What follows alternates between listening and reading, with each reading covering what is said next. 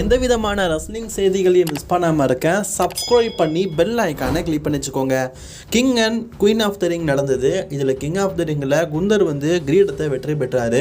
World டைட்டிலுக்கான சொல்லி சம்மர்ஸ்லாமில் கிடைக்க போகுது. இதில் ராண்டி ஆர்டனுடைய வெற்றி அப்படிங்கிறது தோல்விங்கிறது கான்ட்ரவர்ஷியானது. ராண்டி ஆர்டன் க்ளீனாக தோக்கலை. இதை பற்றி தான் பேக் ஸ்டேஜில் ட்ரிபிள் ஹெச் இதை கேட்குறாங்க. ட்ரிபிள் ஹெச் உங்களுக்கு தெரியுமான்னு தெரில.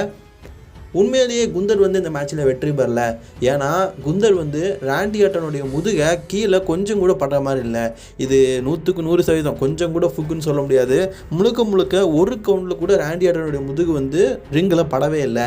ராண்டி ஆர்டன் தோக்கவே இல்லை. இதை பற்றி நீங்கள் என்ன நினைக்கும் போது கேட்கும்போது ட்ரிபிள் ஹெச் சொல்கிறாரு, ஆமாம் நான் இதை ரொம்பவே நல்லா நோட் பண்ணேன். பேக் ஸ்டேஜில் எல்லாத்தையுமே பார்த்துக்கிட்டு இருந்தேன். ஆனால் இதில் ஒரு விஷயம் இருக்குது. குந்தர் இப்போதைக்கு கிங் ஆஃப் த ரிங்கை வெற்றி பெற்றாட்டார். அதனால் நான் அவர்கிட்ட கிரீடம் கொடுத்தேன். ஏன் தெரியுமா?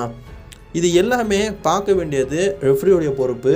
ரெஃப்ரி ஒரு முடிவு எடுக்கிறாருன்னா அந்த முடிவுலேருந்து என்னால் கூட அதை மாற்றி எடுக்க முடியாது.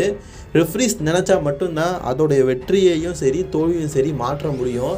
பட் ஆனால் ரெஃப்ரி இது உண்மையிலேயே செல்லுபடியாகும் அப்படின்னு சொல்லி ஏற்றுக்கிட்டாரு. அதனால் இந்த மேட்ச்சில் வெற்றி பெற்றது அப்படிங்கிறது குந்தர் தான், ராண்டி ஆர்டன் கிடையாது.